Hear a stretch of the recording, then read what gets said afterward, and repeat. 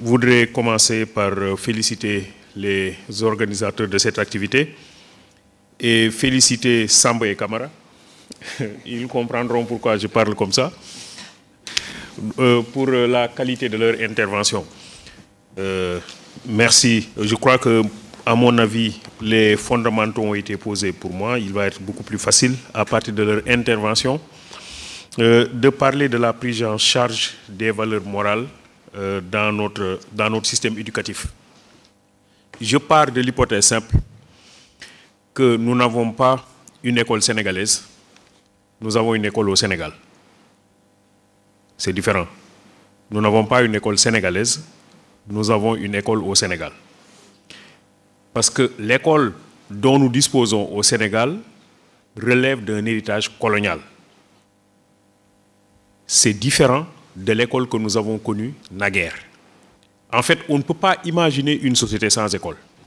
Dans toutes les sociétés du monde, il y a école. Alors, ce qu'on comprend, c'est que dans nos sociétés traditionnelles, la famille constituait l'école. C'est-à-dire que c'est à l'intérieur de la famille qu'on enseignait à l'individu le savoir, le savoir-faire et le savoir-être. La famille était la première école dont nous disposions avant l'arrivée de l'islam et avant l'arrivée de la colonisation.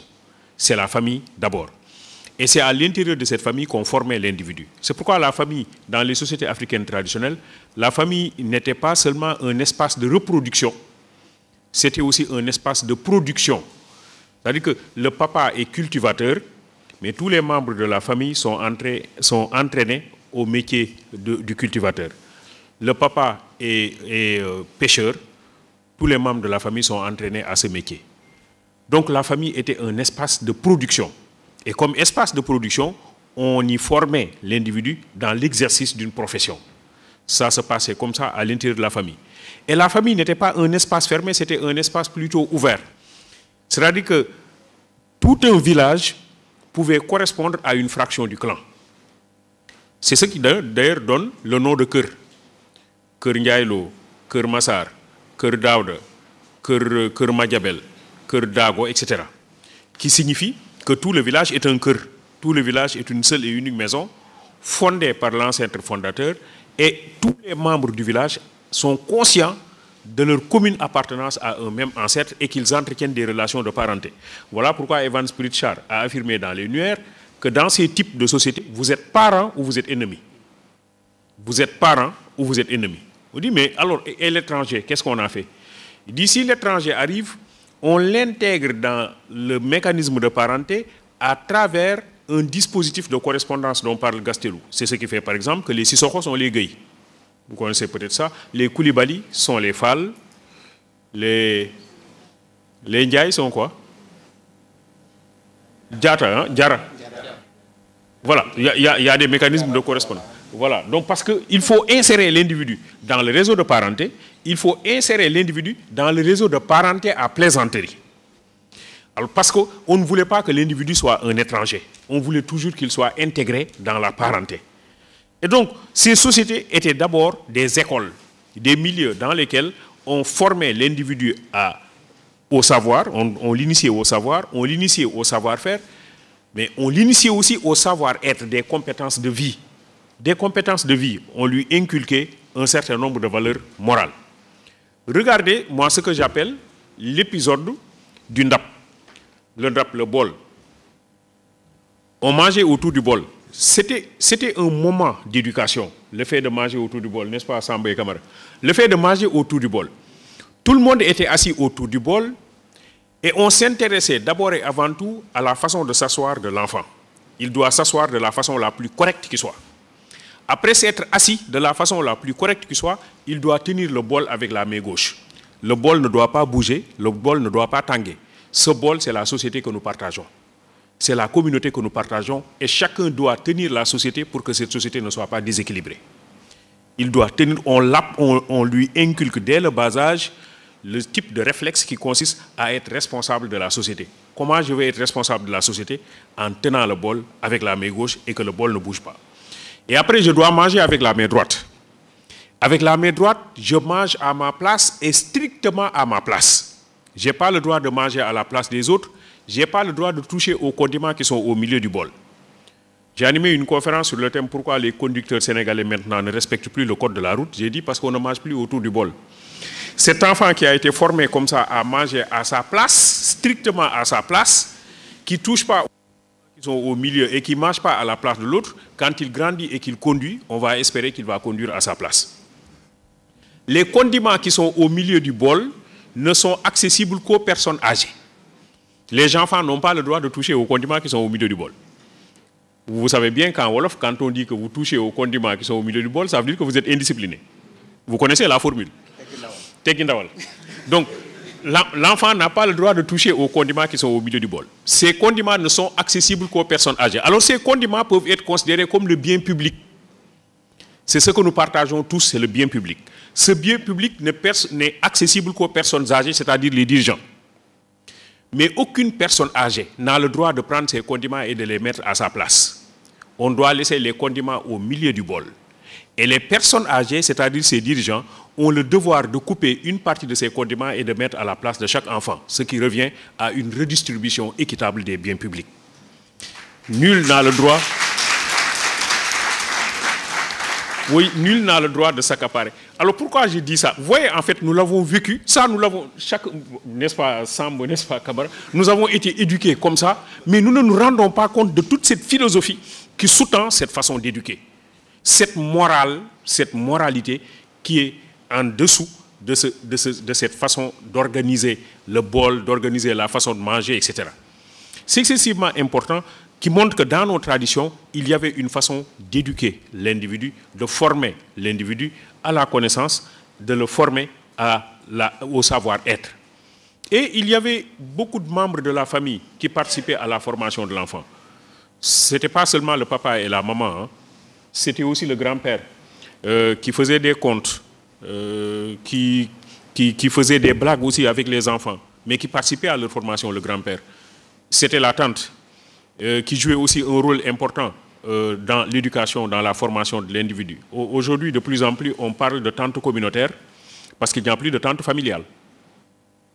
Badjanogor, c'est tante communautaire. Mais parce que les tantes familiales disparaissent. Donc, dans la famille maintenant, il n'y a plus de tante. La tante a été chassée de la famille, le grand-père a été chassé de la maison, et finalement, on est obligé d'aller chercher une tante pour toute une communauté.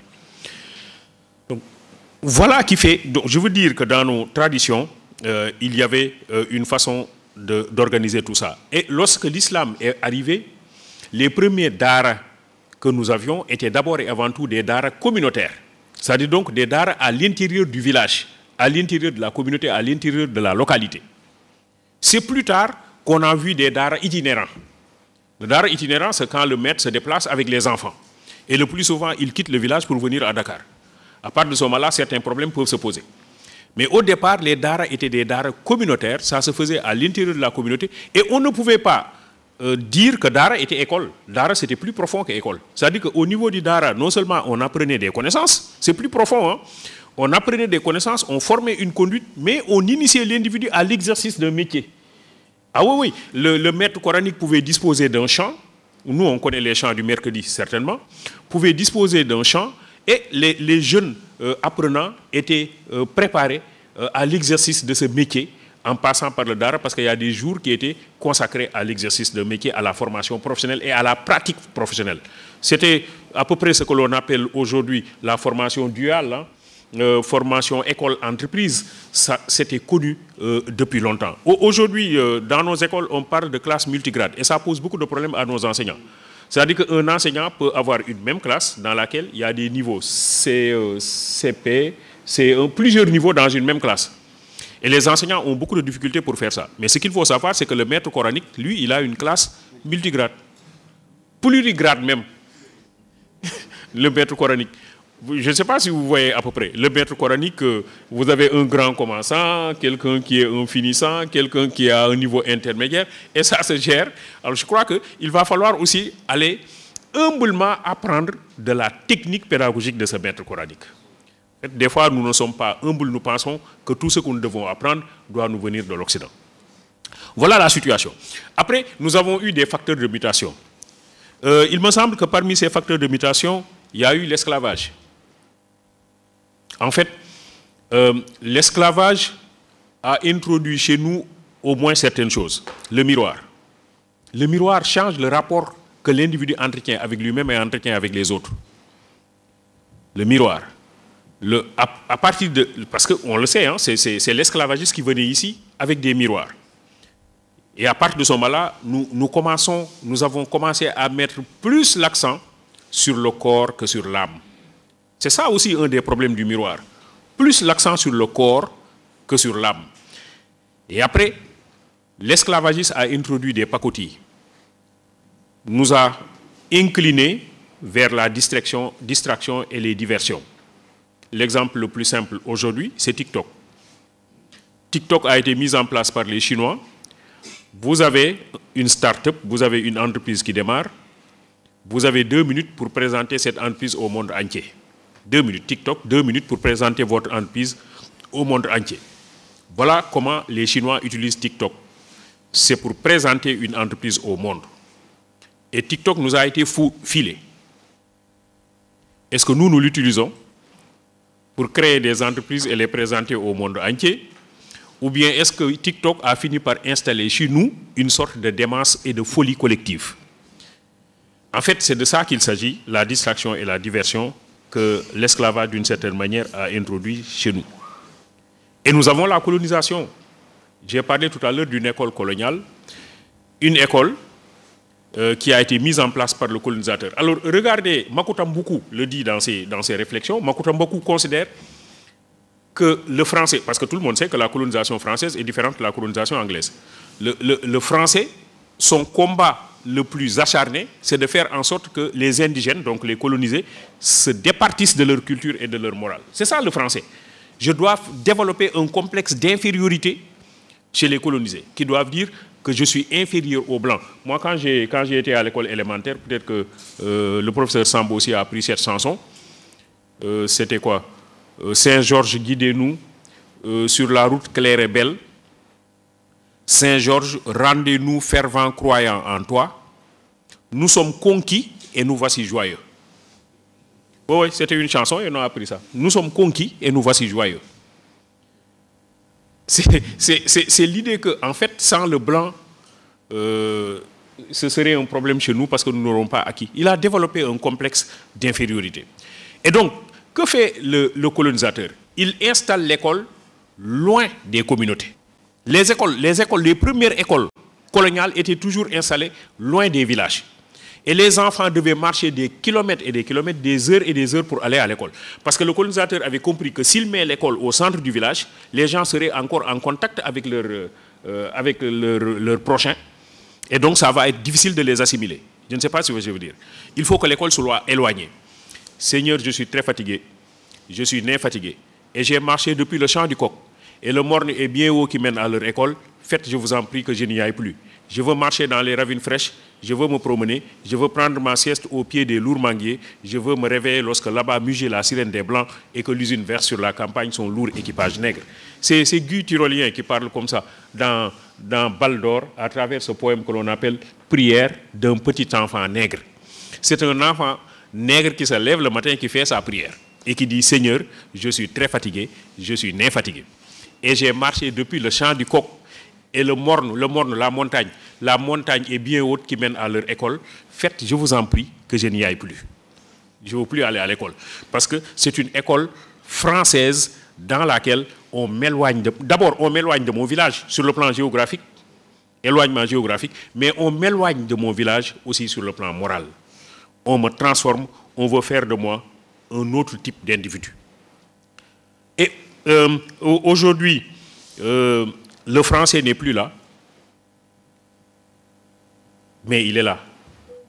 Entre les colonisés, dit Jean-Paul Sartre, le colon s'est arrangé pour être l'éternel médiateur. Et comme les mots sont des idées, dit-il, quand le nègre déclare en français qu'il rejette la culture française, il prend d'une main ce qu'il rejette de l'autre. Quand le nègre déclare en français qu'il rejette la culture française, il prend d'une main ce qu'il rejette de l'autre. Il installe en lui, comme une broyeuse, l'appareil à penser de l'ennemi. Aujourd'hui, chez les Occidentaux que nous nous rendons pour apprendre la protection de l'environnement, il y a un problème. Comment on dit en Wolof arbre? comment on dit en Wolof médicament? Garab, ça veut dire que pour le Wolof, l'arbre est un médicament. Ce qui est vrai, parce que l'arbre soigne. Et puisque l'arbre me soigne, je dois le protéger. Je ne vais pas apprendre la protection de l'environnement chez l'occidental, parce que dans ma culture, déjà, on considère que l'environnement n'est pas à protéger, l'environnement est sacré. Je ne coupe pas un arbre comme je veux, je ne tue pas un animal comme je veux, je ne souille pas la terre comme je veux. L'environnement est sacré. Cette sacralité de l'environnement dont parle Seydina Limamoulaye dans ses ordres montre que quelque part, nous avons une tradition qui est une tradition soucieuse de la protection de l'environnement. Soucieuse de la protection de l'environnement.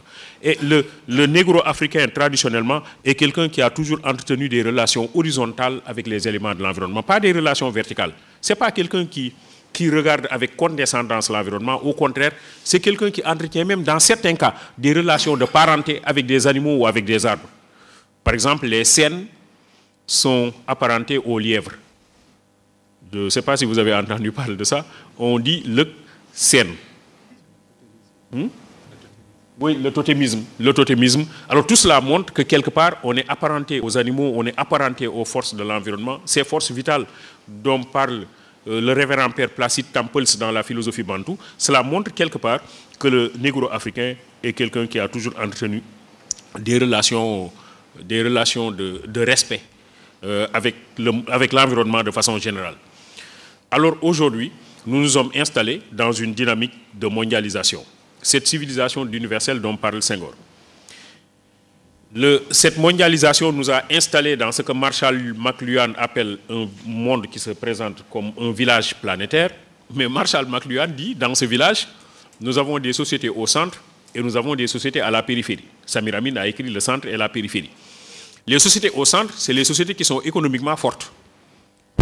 On ne peut pas aujourd'hui dans notre monde avoir économiquement raison et avoir culturellement tort. En fait, ceux qui ont économiquement raison ont tendance à avoir aussi culturellement raison. Et ceux qui ont économiquement tort ont tendance à avoir aussi culturellement tort. Je ne sais pas si vous voyez ce que je veux dire, mais je veux dire aujourd'hui que la force économique confère à certaines entités une force culturelle qui les pousse maintenant à dominer les autres et à imposer leurs pratiques. Chez nous, lorsqu'une femme dit à son enfant que j'étais mis au monde, elle dit en Wolof, mal soukudjur. C'est ça, non? Je me suis agenouillé pour te mettre au monde. Lorsqu'une femme a fini de mettre au monde un enfant, on lui dit que tes genoux ne te fassent pas mal. Vous connaissez cette formule? Yalla ne sa ay om cède. Mais ça signifie clairement que dans nos traditions, nos femmes se mettaient à genoux pour mettre au monde des enfants. C'est le blanc qui nous a fait coucher. Et aujourd'hui, le blanc se rend compte que la meilleure façon plus simple de mettre au monde un enfant, c'est de se mettre à genoux. Il y a un problème. Le blanc est très malin. C'est Chutian Achebe qui parle comme ça dans Le monde s'effondre. Le blanc est très malin. Il est venu tranquillement et paisiblement avec sa culture. Nous nous sommes amusés de sa sottise et nous lui avons permis de rester. Maintenant, il a conquis nos frères et notre clan ne peut plus agir comme un seul homme. Il a placé un couteau sur les choses qui nous tenaient ensemble et nous sommes tombés en morceaux. All things fall apart. Le monde s'effondre parce qu'il y a des pratiques culturelles, morales, traditionnelles qui ont tendance à disparaître et à céder la place à quoi? À un esprit matérialiste aujourd'hui qui triomphe et à un individualisme qui atteint des proportions démesurées. Déjà dans le mandat, les années 70 déjà, Ousmane Sembène affirmait que dans la société sénégalaise actuelle, l'honnêteté est devenue un délit. L'honnêteté est devenue un délit. C'est-à-dire que c'est dangereux maintenant d'être honnête. C'est difficile de pouvoir faire confiance en des gens. Alors je crois que dans ces conditions, il nous faut repenser l'école. Alors aujourd'hui, heureusement, le ministère de l'Éducation nationale a lancé une réforme appelée la NITE, qu'on veut introduire dans le système éducatif. La NITE, c'est la nouvelle initiative pour la transformation humaniste de l'éducation. Nouvelle initiative pour la transformation humaniste de l'éducation. Alors l'objectif est de voir comment passer par les matières enseignées, les matières enseignées pour véhiculer aussi des valeurs morales qui nous sont propres. Par exemple, un professeur d'éducation physique et sportive peut enseigner aux jeunes élèves l'endurance. Mais l'endurance peut avoir une signification morale. Peut enseigner à ses élèves le fair play. Dans le sport, on a besoin aussi d'esprit de fair play. Alors ça, comment mettre ça en rapport avec des valeurs fortes? Le prof de philosophie, que je connais un peu mieux, le prof de philosophie enseigne le travail. Mais parce qu'il y a une leçon sur le travail en philosophie. Hein. Alors quand il enseigne le travail, il montre que le travail dans les traditions était une forme de sanction. C'est ça, hein? Le mot travail, ça vient de tripalium, qui était un instrument de torture. Mais je crois que ce serait bien, quelque part, quand il enseigne le travail, qu'il montre que dans nos croyances et dans nos religions traditionnelles, dans nos croyances, dans nos pratiques traditionnelles, le travail avait une signification qui était une signification qui devait pousser l'homme à se dire que c'est une forme de prière. Que c'est une forme de prière. Le travail était une forme de prière. Alors, donc, c'est ce qui fait, par exemple, que quelqu'un comme Max Weber, quand il écrit Éthique protestante et esprit du capitalisme, Max Weber a montré que les protestants se sont fondés sur les valeurs chrétiennes, les valeurs catholiques, pour développer, protestantes notamment, pour développer l'éthique du travail. Parce que dans la Bible, et notamment dans le chapitre 2 de la Genèse, il est mis l'accent sur le travail. Adam et Ève ont mangé le fruit de la connaissance, parce que c'est le serpent qui a poussé Ève à manger le fruit, et Ève, à son tour, a poussé son mari Adam à le manger. Dieu les appelle, il dit à Adam et à Ève, venez vers moi, j'ai besoin de vous. Ils disent à Dieu, attendez un instant, nous sommes nus. Dieu leur dit, comment vous avez fait pour savoir que vous êtes nus? Parce que jusque-là, vous l'étiez, mais vous ne le savez pas, c'est que vous avez mangé le fruit de la connaissance que je vous avais interdit de toucher. Ève dit, c'est le serpent qui m'a poussé à manger. Et Adam dit, c'est la femme que tu as mise à côté de moi qui m'a poussé à manger. Alors, Dieu les sanctionne tous les trois. Il dit au serpent, tu seras l'animal le plus maudit des animaux de la terre, tu marcheras à plat ventre et tu mangeras de la poussière. Je créerai inimitié entre toi et les autres animaux de la forêt, et les hommes te blesseront la tête par le talon. Dieu dit à Ève, puisque toi tu as poussé ton mari à manger le fruit, désormais tes désirs porteront sur ton mari, mais il te dominera et tu enfanteras dans la souffrance. Et Dieu dit à Adam, puisque toi tu as écouté la voix de ta femme et non ma voix, désormais c'est à la sueur de ton front que tu assureras ta nourriture tous les jours de ta vie, jusqu'à ce que tu retournes à la poussière d'où tu fus pris, parce que tu n'es que poussière, et tu retourneras à la poussière. Et dans la seconde épître aux Thessaloniciens, nous sommes toujours dans la Bible, Saint Paul affirme que ceux qui ne travaillent pas ne mangent pas non plus. Alors Leibniz, philosophe allemand, dit que en réalité les musulmans de leur côté seraient des paresseux. Parce qu'ils attendent tout de Dieu. C'est ce qu'il appelle le fatum mohammedanum. Cette fatalité des Mohammedans qui attendent tout de Dieu. Quelqu'un qui a lu un passage du Coran qui dit Sabbi isma rabbikal ahla lazi khalaqa fasawa wa lazi khadara fada, glorifie le nom de ton Seigneur, c'est lui qui t'a créé, c'est lui qui fixe ton destin. Mais ce que Dieu a enseigné aussi dans le Coran, c'est laqad khalaqna insana fi kabad, je vous ai créé pour une vie de lutte. La piété véritable dans la vache ne consiste pas seulement à tourner vos faces vers l'Orient, mais aussi à respecter vos engagements si vous en avez contracté. Je crois que c'est clair, nous avons des croyances qui mettent l'accent aussi sur le culte du travail. Des croyances qui mettent l'accent sur le culte du travail, des croyances qui mettent l'accent sur le culte de la quête de la connaissance. Aller à la quête de la connaissance, c'est un élément important. Et quand on regarde toute la tradition des universités islamiques, au moment où l'Europe était en train de sombrer dans le Moyen-Âge, les universités arabo-islamiques étaient en train de développer vraiment la connaissance à Fès, à Coëran, à Cordoue, etc. Donc je voudrais simplement terminer par dire qu'aujourd'hui, il est important que nous retournions à une école sénégalaise, c'est-à-dire une école qui se réconcilie avec elle-même et donner un contenu à nos inspections d'académie. En fait, l'inspection d'académie, c'est la fraction de l'éducation la plus proche des localités. Alors, comment faire à travers cette inspection d'académie qu'on puisse enseigner des valeurs dans le Boulouf, dans le Guidimaha, dans le Kaïgor, dans le Gandiol, des valeurs qui tiennent compte de ces réalités locales et une forme d'éducation, une forme de préparation qui ne met pas l'accent seulement sur l'instruction. Aujourd'hui, on a l'impression que notre système éducatif se limite simplement à l'instruction et ne tient pas compte de l'éducation, parce que l'éducation est beaucoup plus large et beaucoup plus vaste que la simple instruction. Il ne s'agit pas seulement de donner des savoirs, il faut surtout donner des savoir-être, c'est-à-dire donner à l'individu des compétences de vie. Je termine avec l'histoire dont parle Platon dans le livre 2 de la République, l'histoire de l'anneau de Gygès. Gygès était un berger, mais c'était aussi la personne la plus honnête de la communauté, la plus vertueuse. Le roi lui avait même confié tous ses biens, parce qu'il était honnête. Alors un jour, Gygès est parti dans la forêt avec les animaux et il a ramassé un anneau. Mais il s'est rendu compte que quand il porte l'anneau, il devient invisible. L'anneau, dès qu'il le porte, personne ne le voit. Et c'est à compter de ce jour-là que Gygès est devenu le plus grand voleur de la communauté. Alors Platon se dit que Gygès n'a jamais été honnête, même quand il était honnête. Je ne sais pas ce que je veux dire. Il n'a jamais été honnête, même quand il a été honnête. Parce que c'est comme s'il attendait l'occasion pour montrer sa vraie face.